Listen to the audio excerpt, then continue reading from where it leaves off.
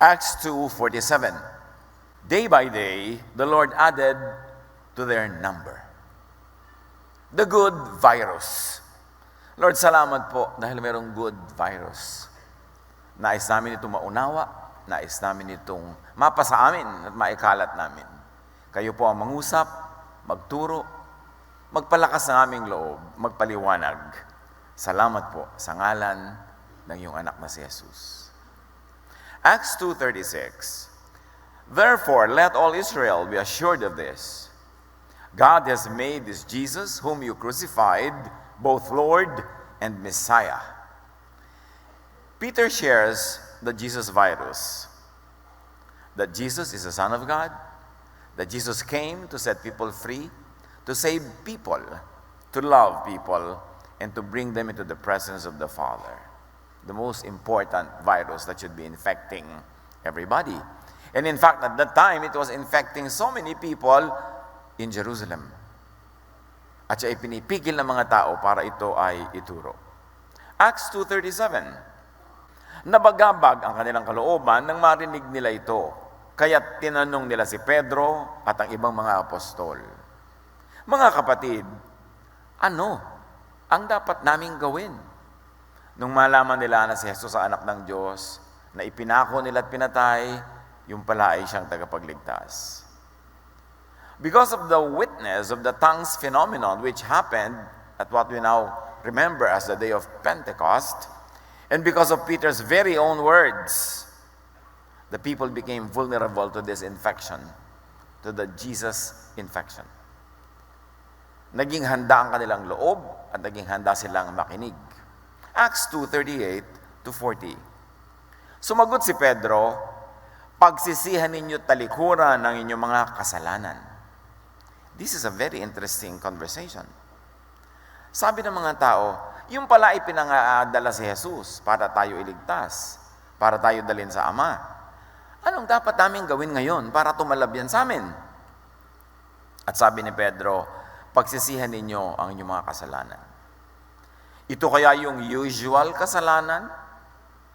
Kasi kung ang pinag-uusapang kasalanan dito na dapat pagsisihan, yung dati ng mga kasalanan sa listahan ng Israel, yun ang dati ng mga kasalanan sa listahan ng law, bakit pa dumating si Jesus para sila pagsisihin sa mga kasalanang alam na naman nila sa kanilang relihiyon at katuruan na kasalanan. So there's nothing new. What would necessitate the coming of Jesus and the death of Jesus para magturo ng pagsisisi kung yung kasalanang tinutukoy ay yun din lang naman pala katulad ng mga kasalanang dati na nilang alam. So walang bago. What if ang kasalanang tinutukoy na ito na dapat pagsisihan, hindi yung mga usual kasalanan na huwag magbisyo, huwag mangalunya, bagamat yun ay alam na nilang dapat pagsisihan, so hindi na dapat ulitin pa. Paano ko ang dapat pagsisihan na mensahe pala ay yung pananalig sa kautusan, sa sariling gawa, sa halip na sa kabutihan ng Diyos? This is a very big issue. Ano talaga ang kasalanan na tinutukoy na dapat pagsisihan? Pag sinabi ni John the Baptist, repent of your sins, yun ba yung usual sins? Ba't pa siya dumating? Alam na ng mga tao yun. O ang tinutukoy ba ay kasalanan niya na umaasa kayo sa inyong sariling gawa? Kasalanan na sobra kayong sumandal sa law, naniwala sa law na yan na magdadala sa inyo sa Diyos. Kaya hindi kayo makarating-rating sa Diyos dahil dyan sa paniniwala nyo sa law. Yan ang naging hadlang imbes maging tulay. It's a big issue because it defines, and for us today, it redefines what salvation means. At sa pagpapatuloy ni Pedro, anong dapat gawin? Magpabautismo kayo sa pangalan ni Jesucristo. As if to underline the clear paradigm shift.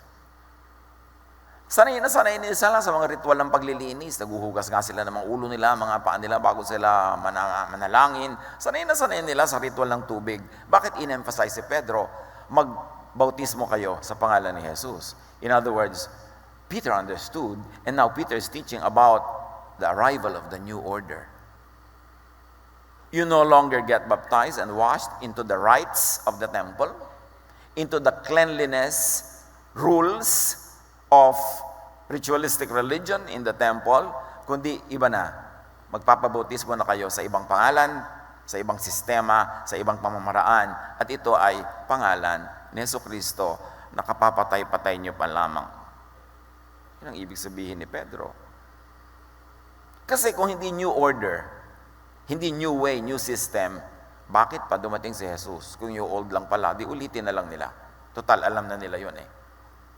Sa pagpapatuloy ni Pedro, magpabautismo kayo sa pangalan ni Jesucristo upang kayo'y patawarin. Saan? Sa pananalig sa kautusan kaya yon? At tanggapin ninyo ang kaloob ng Espiritu Santo. So you see, the law and the Holy Spirit is always compared. So biglang ipinasok ang Espiritu Santo, ibig sabihin talagang new order ang pinag-uusapan dito. Tanggapin niyo ang power of the Holy Spirit, which is the power of love, which is the power of forgiveness and cleansing apart from the law. At sabi ni Pedro, sapagkat ang pangako ay para sa inyo at sa inyong mga anak, at sa lahat ng nasa malayo, sa bawat taong tatawagin ng ating Panginoong Diyos. So the emphasis here is the Spirit of God instead of the carved law on cold stone. Marami pang inilahad si Pedro upang patunayan ang kanyang sinabi at nanawagan siya sa kanila, iligtas nyo ang inyong mga sarili mula sa parusang sasapitin ng masamang lahing ito. Very race and culture specific. Yung parusa na tinutukoy ni Pedro. Hindi parusa sa buong mundo, hindi parusa sa lahat ng tao. Sabi niya, parusa sa masamang lahing ito. Tinutukoy niya, the people of the book, the people of the law, the people of Israel. Coming from Peter, nakabababa lang ng Espiritu Santo sa kanila sa Day of Pentecost, which was exactly that same day. Sabi niya, masamang lahi ito. Magsisi na kayo. So anong dapat pagsisihan? Yung pagtingin ninyo sa pag-asa ninyo sa inyong mga sariling gawa, sa inyong mga ritual, sa inyong mga sacrifices, na yan ang maglilinis sa inyo at magdadala sa inyo sa Diyos. Ipinakikilala ko sa inyo ang tunay at bagong kaayusan. Ito ay sa pamagitan ng Espiritu Santo na ipadadala ng Panginoong Hesus na padala ng Ama sa Langit. In other words, malaking pagbabago ang dapat maganap. Peter crushes the immune system of law-based religiosity and completes the contagion by gracious, love-based faith. So pinapalitan yung talab, yung kapangyarihan ng law, na wala namang ginawa kundi mag-condemn at magpag-guilty at wala naman talagang papasa dyan, pinapalitan ng love of God brought by Jesus. In Him, the fullness of the deity lived in bodily form. At naintindihan ng mga priest na pinapalitan yun, kaya pinatay nila si Jesus. Because they felt threatened. Kung itutuloy lang yung dating sistema, edi dapat tuwan-tuwa sila kay Jesus. Natanto nila na ibang-iba itong dumarating na ideya na ito from God through the Son of God. Kaya pinatay nila. Acts 2:41. Kaya't ang mga naniwala sa ipinangaral niya ay nagpabautismo. At nadagdagan ang mga alagad ng may 3,000 katao ng araw na yun. 3,000 in one day. In just one day, the Jesus love virus infected thousands. Eh dapat yung virus na yun ang kumakalat ngayon, hindi yung iba. But because the people were doing what they should be doing, the believers were doing what they should, the Jesus virus spread. 3,000 in just one day. Naligalig ang buong templo, naalog ang buong Israel sapagkat nanganganib ang daan o 1,000 taon nilang mga tradisyon at institusyon na mababago. Acts 2:42-47. Inilaan nila ng mga bagong nanalig ang kanilang mga sarili upang matuto sa turo ng mga apostol. So, to say the obvious, hindi sa turo ng mga Pharisees, ng priests and teachers of the law. So really, may magaganap na pagbabago kasi ang mga tao doon na sa mga apostles ni Jesus nakikinig, hindi na sa mga teachers ng templo. Kasi may iba silang katuruan. And this is the new order, the love of God, not the law that condemns everybody.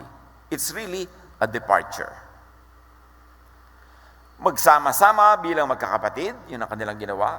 Magsalo-salo sa pagkain ng tinapay at manalangin. Sama-sama na sila ngayon kumakain ng tinapay. Sa old order, yung priests lang ang kumakain ng tinapay doon sa ritual. At pagkatapos ngayon, sama-sama silang manalangin, hindi na controlled ng temple, that they have to go to the temple to pray in an organized, orchestrated, priest-controlled prayer life. Really a departure. Dahil sa maraming himala at kababalaghang ginawa sa pamamagitan ng mga apostol sa Jerusalem, naghari sa lahat ang takot. May takot sila kasi this is new. What is this? Kasama pa mga himala, kaya ramdam nila na may nagaganap na pagbabago. Nagsama-sama ang lahat ng mga sumasampalataya at ang kanilang mga ari-arian na itinuring na para sa lahat. Ipinagbili nila ang kanilang mga ari-arian at ang mga napagbilhan na ipinamahagi sa bawat isa ayon sa kanyang pangangailangan. Araw-araw, sila'y nagkakatipon-tipon sa templo, tulad ng ating bulwagan, at nagpipira-piraso ng tinapay sa kanilang mga tahanan, tulad ng ating mga sambahay, na masaya at may malinis na kalooban. Nagpupuri sila sa Diyos at kinalulugdan sila ng lahat ng tao.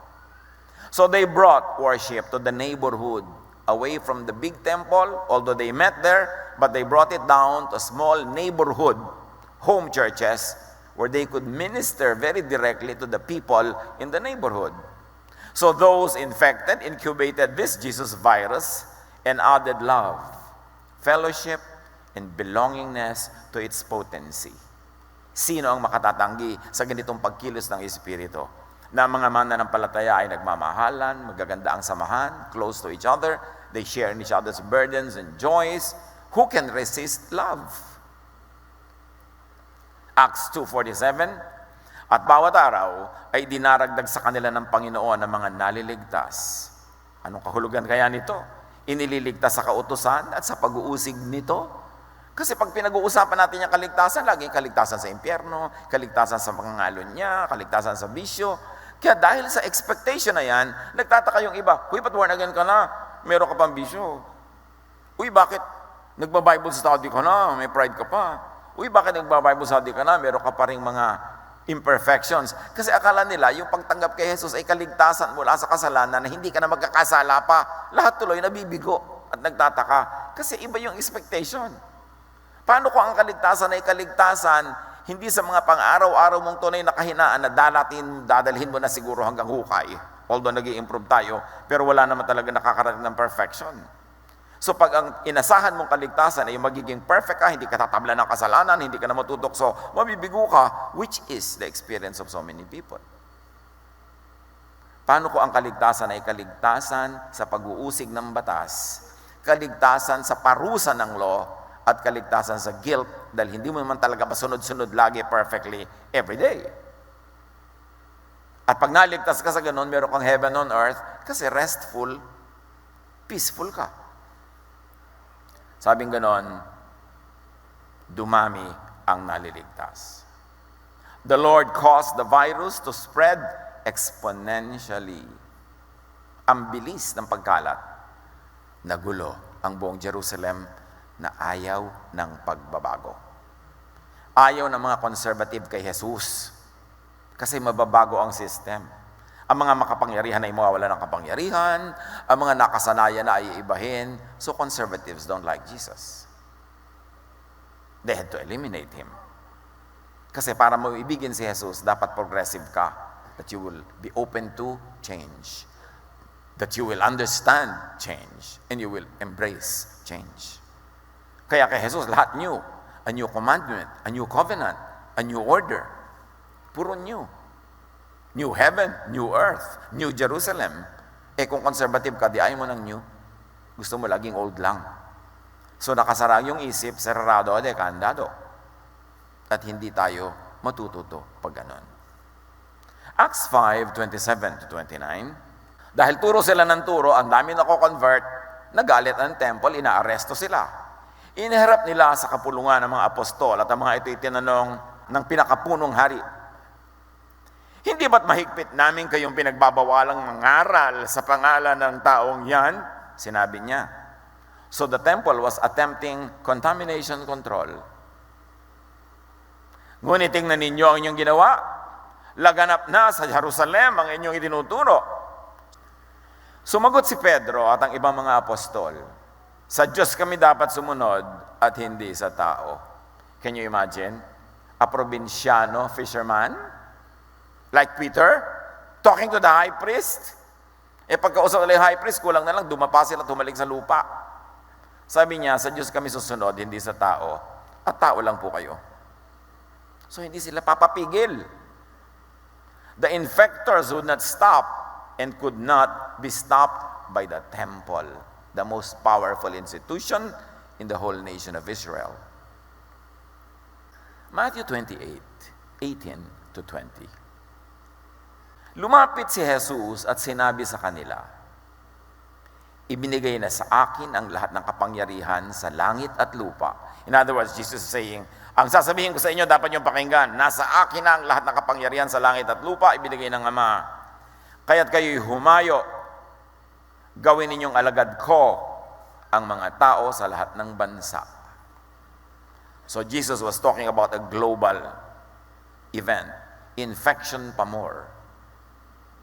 At sinasabi ni Jesus, alagad ko. Hindi alagad ni Moses. Hindi alagad ng Pharisees.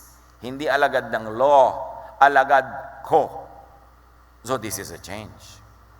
At sabi ni Jesus, bautismohan niyo sila sa pangalan ng Ama at ng Anak at ng Espiritu Santo. This is a clear identification away from the temple.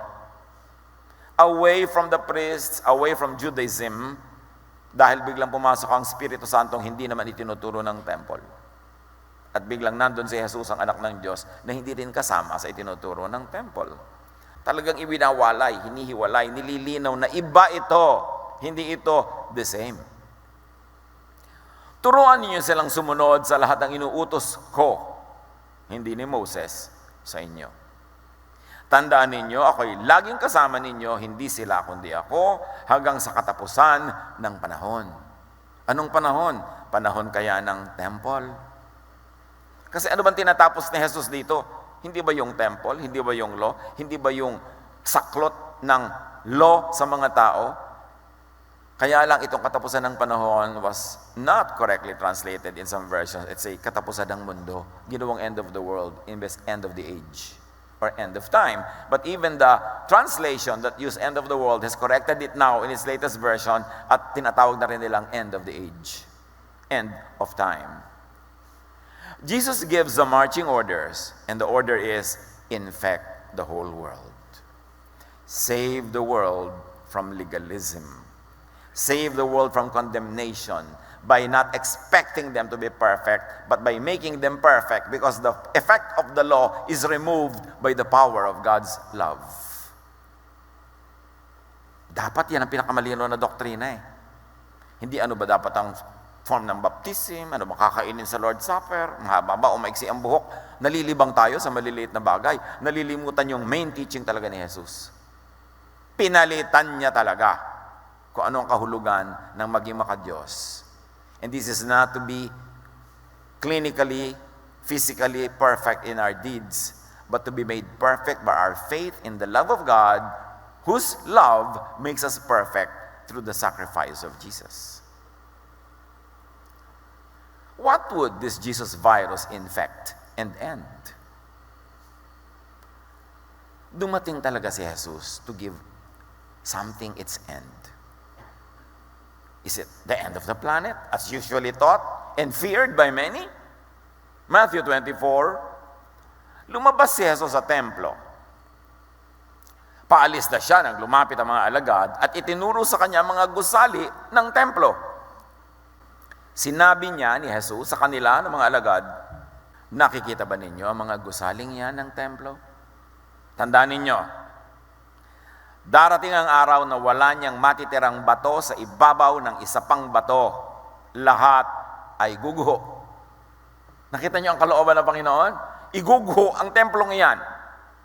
Makikita niyo yon. Is this the end of the world? Yes, the end of the temple world, not the end of the planet. The end of a world system governed by the temple, whose main feature is the sacrifice of animals and blood of animals for the forgiveness of sins. Kaya ang linaw-linaw na sinabi sa Hebrews, no, the blood of bulls and cows and animals can never cleanse you from your sin.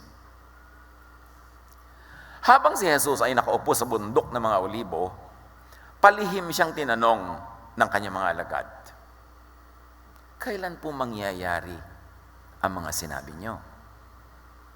Ano pong magiging palatandaan ng inyong muling pagparito at ng katapusan ng mundo? Tell us, they said, when will this happen? And what will be the sign of your coming and the end of the age? Nakita niyo yung Tagalog version, katapusan ng mundo. Yung more correct English version, end of the age. Not end of the planet. Kasi sa Matthew 28:30, yung Greek niyan, which I will show you on the screen, at huwag utang na loob, huwag niyong ipabasa sa akin.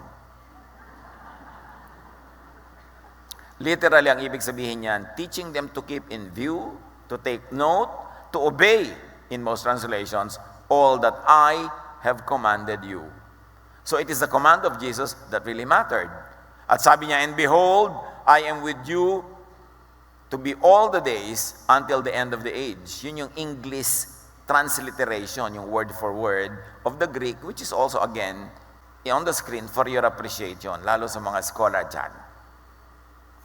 So, of the end of the age, yung Greek niyan, end of the age, not end of the world. Wrongly translated into English as end of the world, which bred to a worldwide and global fear and panic of the end of the planet, which is not a correct reading of the Greek original. At makikita dito yung end, as it is rendered in Greek, the point of time marking the close of an age. It's an end, a completion, a conclusion, and it's an end of an era, a time and an age. In other words, yung tinutukoy na end of the world, ang totoo nun, end of time, end of a certain time, end of a certain period in time, end of a certain era, end of a certain age. And obviously, as you read the context of what Jesus has been saying, this is the end of the temple world, the end of the temple system, the end of a faith based on sacrifices of animals, presided over by priests, controlled by priests. So yun yung background ng end of the world na yan, na lagi nilang takot ng mga tao. Ang Hollywood movies na nagawa na tungkol sa end of the world, meaning end of the planet, ang dami-dami. Babasahin lang nila yung Greek. Dapat naintindihan na nila yan, na hindi naman yun ang end. Sumagot si Jesus, mag-ingat kayo upang hindi kayo maligaw ni numan. Maraming paparito sa pangalan ko at magpapanggap na sila ang Kristo. Yun daw ang signs of the end of the temple world. At marami silang maililigaw. Makakarinig kayo ng mga labanan at makakabalita ng mga digmaan sa iba't ibang dako. Ngunit huwag kayong mabahala dahil talagang mangyayari ang mga yun. Tapos ngayon, yung mga tao tumigera, ito na po ba? Nakakatakot po. Sabi na nga ni Jesus, huwag kang mabahala. Ano ka ba? Magbasa ka mabuti. Bagamat hindi pa yan ang katapusan ng mundo, maglalaban-laban ang mga bansa at gayon din ang mga kaharian. Magkakaroon ng taggutom at lilindol sa maraming lugar. Ang lahat ng mga ito ay pasimula pa lamang ng mga paghihirap at tulad ng isang babaeng nanganganak. Pagkatapos ay kapupuotan kayong lahat dahil sa inyong pagsunod sa akin. Isasakdal kayo upang pahirapan at patayin. At dahil dito ay marami ang tatalikod sa kanilang pananampalataya. Mapopuot sila at magtataksil sa isa't isa. Marami ang mga magpapanggap na propeta at ililigaw ang mga tao. Lalaganap ang kasamaan, kaya't manlalamig ang pag-ibig ng marami. Ngunit, ang manatiling tapat hanggang wakas, ang siyang maliligtas. Saan? Sa dilubyong yon. Tapat saan? Tapat sa teaching ni Jesus, which is love. The God of love is in Jesus. Pero pag bumalik ka, nag-backslide ka sa katapatan, sa kautusan, sa templo, sa animal sacrifices, hindi ka maliligtas. Meaning, hindi ka maliligtas sa guilt. Hindi ka maliligtas sa parusa kasi ipinapalagay mo uli ang sarili mo sa ilalim ng batas na yon na nagpaparusa sa iyo. Ipangangaral sa buong sanlibutan ang magandang balitang ito. Ano magandang balita?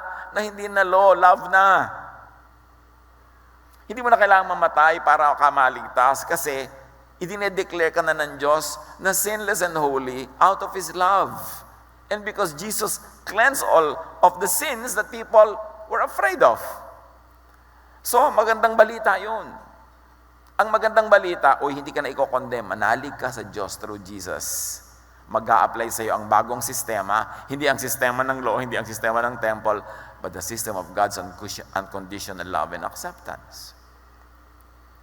Ipangangaral sa buong sanlibutan ang magandang balitang ito tungkol sa kaharian ng Diyos upang magsilbing patotoo sa lahat ng mga bansa. Na ipangaral na ba? Pag inanalyze natin yung Pentecost, and according to Jewish standards, the whole world was assembled in Jerusalem at that time because all the Jews living in known countries were gathered in Jerusalem for the festival. Doon dumating ang Holy Spirit, doon bumaba sila Pedro at nangaral, yung pinag-uusapan natin kaninang pangaral, na libu-libong mga tao ang tumanggap. Yes, nakarating na sa buong mundo ang mensaheng yon. Hindi ibig sabihin yung magiging mga misyon na sasakay sa mga barko, kung ano-ano pa, because all the nations were assembled in Jerusalem at that time, considering how Israel and Israeli culture defined the world and the nations. At saka darating ang wakas. In other words, if you like to read it that way, and it's one option of reading. If you don't want to read it that way, don't. But the point is, anong wakas? Wakas ng templo. Pag na-declare na ito, na ang kaligtasan ay sa pamamagitan ni Jesus, ang kaligtasan ay hindi sa pagsunod sa batas, kundi now you are exempted dahil wala ng batas, you are made clean, not because of your obedience, but because of God's love and declaration of your innocence in spite of your real guilt. But because of your faith in Jesus, you are made clean. That's why Jesus is Savior. Sabi ko nun, pag na-declare na ito, magwawakas na ang mundo ng temple. Patuloy ni Jesus. Kapag nakita ninyong nagaganap na sa dakong banal, ang kasuklam-suklam na kalapastangan ng tinutukoy ni Propeta Daniel, at may parenthesis pa, unawain ito nagbabasa, kasi maraming nangyari sa panahon nila ng first generation Christians that were considered abominations sa temple. Maraming nangyari doon naganap na hindi katanggap-tanggap by their own standards and culture. Sabi pag ni Jesus, pag nakita nyo yan, ang mga nasa Judea ay dapat tumakas papunta sa kabundukan. Ang nasa bubungan ay huwag nang mag-aksaya ng panahon na kumuha pa ng kahit ano sa loob ng bahay, at ang nasa bukid ay huwag nang umuwi upang kumuha ng balabal. Sa mga araw na yon, kawawa ang mga nagdadalang tao at mga nagpapasuso. Ipanalangin ninyo na ang inyong pagtakas ay huwag mapataon sa taglamig o sa araw ng pamamahinga, kasi baka hindi kayo tumakbo. Sapagkat sa mga araw na yon, ang mga tao ay magdaranas sa matinding kapighatiang hindi pa nararanasan mula ng likhay ng sanlibutan hanggang sa ngayon, at hindi na mararanasan pa kahit kailan. The destruction of Jerusalem happened in AD 72. The dispersal of the Jewish people from Palestine happened at that time because of the Jewish revolt. Nag-revolt ang mga Hudyo laban sa Roma. Nagpadala ang Roma ng kutakot-takot ng mga sundalo, mga kawal. Giniba ang buong Israel, lalo ang Jerusalem, at higit sa lahat ang templo. Natupad ang sinasabi ni Jesus, walang batong matitira sa ibabaw ng anumang nandyan ngayon. Yung mga nagpupunta sa Israel, bagamat it's still a very interesting archaeological place, akala nila naglalakad sila sa mga kalyang nilakaran ni Jesus, pumupunta doon sa building na pinaggawaan ng Lord's Supper, ek-ek lang ng tourism yon.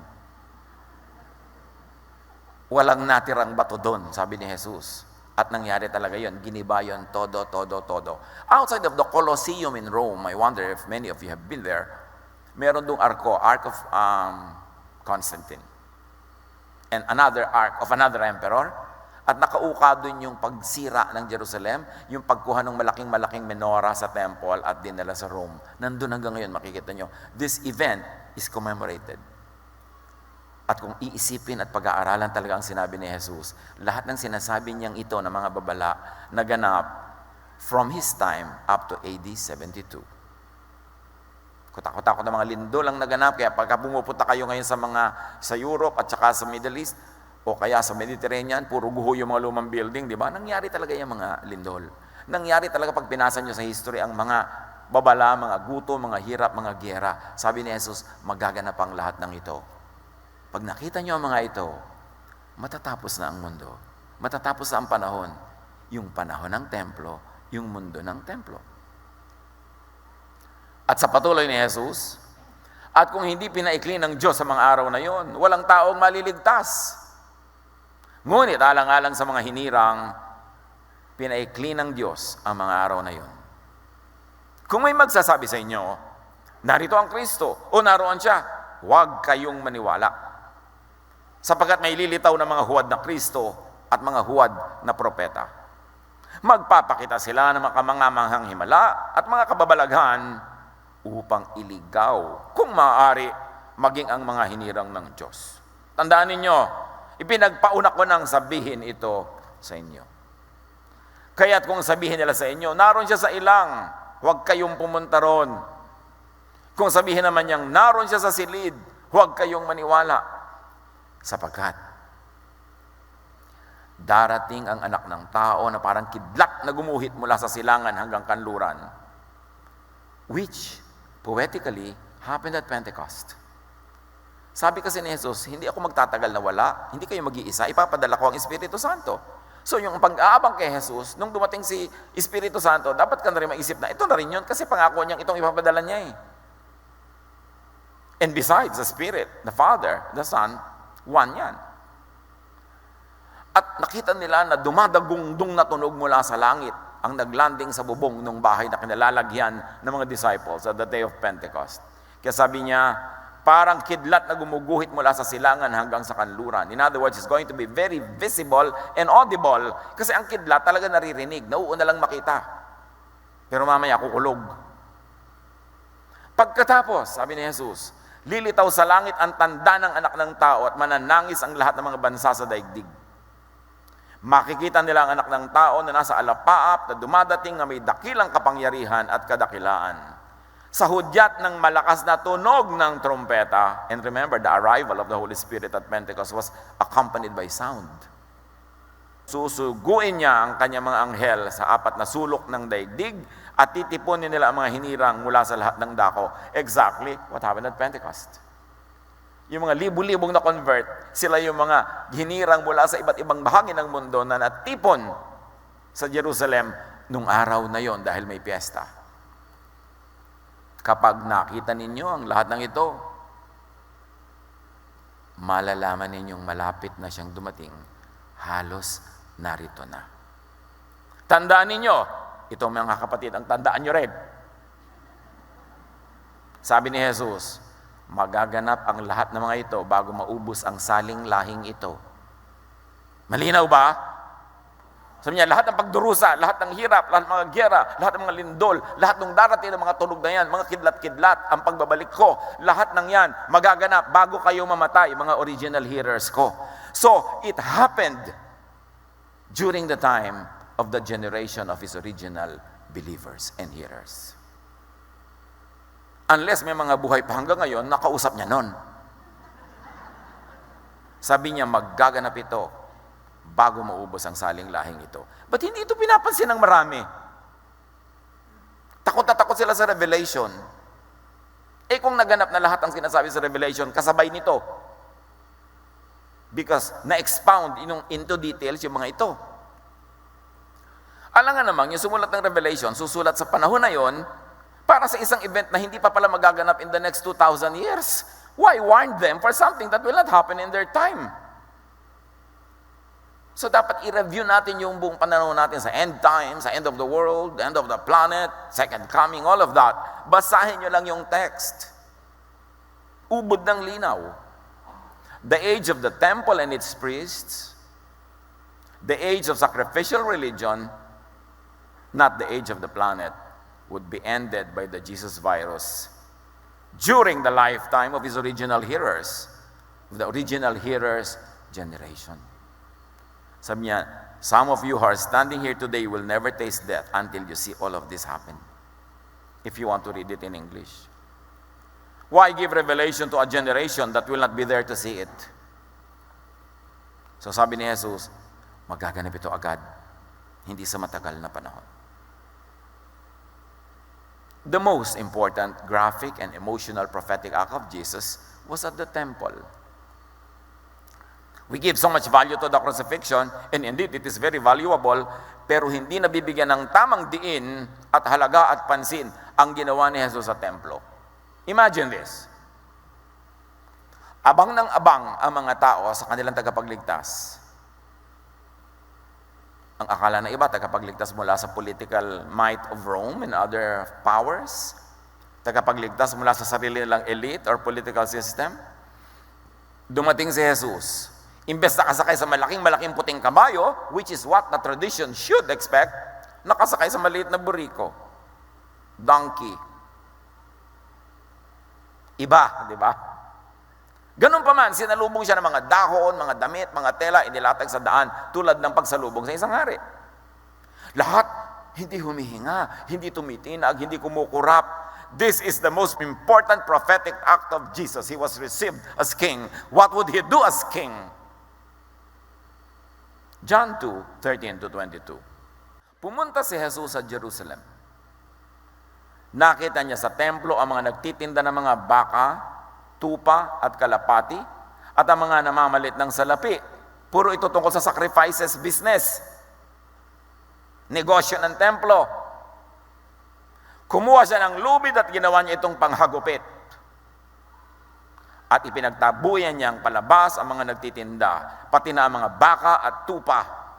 Isinabog niya ang salapi ng mga namamalit ng pera at pinagtataob ang kanilang mga mesa. Ito ang ginawa ng hari na dumating. Naghari siya, pinairal niya ang kanyang kagustuhan. Pinagsabihan niya mga nagtitinda ng kalapati, alisin ninyo rito ang mga yan. Huwag ninyong gawing palengke ang bahay ng aking ama. In other words, tigilan niyo ang kalakal ng kaligtasan. Tigilan niyo ang mga kabalbalang yan. Hindi yan gusto ng ama. Itinuturo yan ng mga pari ninyo kasi gusto nila kumikita sila, pero hindi yan ang kalooban ng Diyos. Dumating si Jesus as hari. Ito ang singular act niya na ginawa as hari. Pinaghahagupit niya yung mga tao, pinagtabuyan niya. Meron ba siyang karapatan? Yes, he is the king of the world. And yes, the nation was profaning the word of God and the will of the Father in heaven. Yes, that was righteous indignation. At dito lang siya nakita na galit ng ganito. Anong pinagalitan? Yung temple. Yung sacrifices. Ipinagtabuyan, ipinaghagisan ng mga pera. This is rage. Kasi sobrang nadudungisan ang tunay na kalooban ng Ama. Dahil dito itinanong siya ng mga pinuno ng mga Hudyo. Anong himala ang maipapakita mo upang patunayang may karapatan kang gawin ito? Meaning, pigilan, wakasan ng temple sacrifice. Sumagot si Jesus, gibain ninyo ang templong ito at sa loob ng 3 araw ay muli kong itatayo. Puro paggiba ng templo ang iniisip ni Jesus, di ba? Sinasabi niya, walang batong matitira sa ibabaw ng kapwa bato. Tapos ngayon maraming nahuhumaling ng mga Kristiyanong buuin muli ang templo sa Jerusalem. Kaninong kalooban ang kinakalaban nyo? Sino ang paglilingkuran nyo? Yung mga pari doon, yung law uli. At pag nabuo yung templo uli, ano gagawin natin? Mag-aalay na lang tayo ng mga baka? Inialay na nga ni Jesus. By one single sacrifice, He has perfected for all time the sacrifice for all sins. Why build the temple again? Nahuhumaling tayo, inuuto tayo ng marami para sumali sa kanyang mga project. Samantalang paulit-ulit na tema ni Jesus, gibain ang templo, gibain ang templo, itatayo ko muli at siya yung templo. So pag nagtayo ka ngayon ng batong templo, kinakalaban mo si Jesus na siyang totoong templo. At pagkatapos, inilipat pa niya ang templo sa puso ng bawat mananampalataya na naging templo tayo ng Espiritong Banal. Hindi natin kailangan ng templong bato, part or full, buo o giba. Tayo ang templo ng Espiritu. Jesus democratized heaven. Jesus brought heaven down. Kaya ang sabi ng dasal, mapasa amin ang kaharian mo. Thy will be done on earth as it is in heaven. Hindi tayo dadalhin sa heaven, ibababa ang heaven. There will be a new heaven, a new Jerusalem. Ibig sabihin, not that old one. A Jerusalem in your heart. A temple in your heart. Dapat natin itong unawain para hindi tayo nahuhumaling sa kung ano-ano mga pantasya ng mga nagtitinda ng relihiyon. So niya, gibain ninyo ito at itatayo ko. Jesus saves from condemnation and punishment by the law, from guilt and fear and worry and anxiety caused by the law. Jesus saves by God's declaration of unconditional love and acceptance apart from the law. Doon tayo iniligtas. Jesus gives peace and rest this way. Not by expecting you to be 100% perfect dahil tinanggap mo na siya. Kasi ang expectation ng iba, lalo lang tayong nahihirapan, nagkukunwari, nagpapanggap, and we judge one another. Kaninang umagang-umaga lang, may nabasa ko sa Facebook na nagtatanong ng isang very valid question ng isang asawa. Pero ang tanong niya, nasa po kaya ang Holy Spirit sa husband ko? Sabi ko, huwag mo nang idawit ang Holy Spirit sa usapan natin. Ayusin niyo mag-asawa yan kung anong gusto mo, anong gusto niya. Kasi gusto niyang i-blackmail yung asawa niya. Di ba? Born again ka na? Di ba may Holy Spirit ka na? Bakit ginagawa mo pa rin yan? Yan ang pang-blackmail ng mga iba. Di ba? Nagba-Bible study ka? Bakit ganyan ka? Ang point, yes, pero hindi naman yung pagba-Bible study ko ang nagliligtas sa akin eh. Nag-i-improve ako, bumubuti ako dahil ka Bible study, pero sa lahat ng kulang pa sa akin, pinuno na yun ni Jesus. Isinave ako hindi mula sa aking nature, kasi yung nature ko, bit-bit ko pa hanggang kamatayan. Isinave ako mula sa kaparusahan na ibinibigay ng law ni Moses dahil sa aking sinful nature. Linawin niyo kung saan kayo ligtas. Ligtas ka sa condemnation. Hindi ibig sabihin, ligtas ka na magkamali. Nagkakamali pa rin tayo lahat. Kaya nga sabi, we sin. We have an advocate before the Father. Hindi yan license para mag-sin. Pero sa kabila ng pagsisikap at nagkulang ka, huwag kang magmukmok, huwag kang malungkot. Kasi may Savior ka. Kaya nga may Savior eh. Not to be abused, but to be enjoyed. Especially when you are at the end of what you could do, humanly speaking. Doon tayo iniligtas. Sa pang-uusig. Hindi ka iniligtas sa iyong inborn nature. Dahil liba na lang magpanggap ka, talaga namang dala mo pa eh. So huwag mong pagdudahan ang iyong kaligtasan dahil dala-dala mo pa yan. Pagdudahan mo kung anong pagkakaunawa mo kung saan ka niligtas. Iniligtas ka sa condemnation. Kaya galit na galit si Jesus sa mga mapanghusga, sa mga mapagkunwari. This is the Jesus virus that swept Jerusalem, Judea, Samaria, and the ends of the earth in the first century. And this is the same virus that we should have and share with the world today. The Jesus virus. At ang mahalaga, magmahalan, magpatawaran, accept one another unconditionally, just how the Father accepts us. Napakahalaga mga kapatid. The most important act of Jesus was done at that temple. Secondary yung namatay siya sa cross. Kasi kasunod yun eh.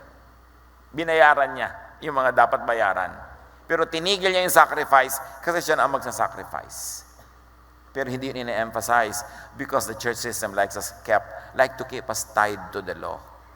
Because when we are tied to the law, kahit available na nga yung grace, madali tayong kontrolin, takutin. Dapat malaya tayo sa ganyang mga bagay. Ano ang role niyo dapat para ang virus na yan maipakalat, maparating sa ating mga kapitbahay, mga mahal sa buhay? I like you to think of that. Bow before the Lord. Think of that in silence.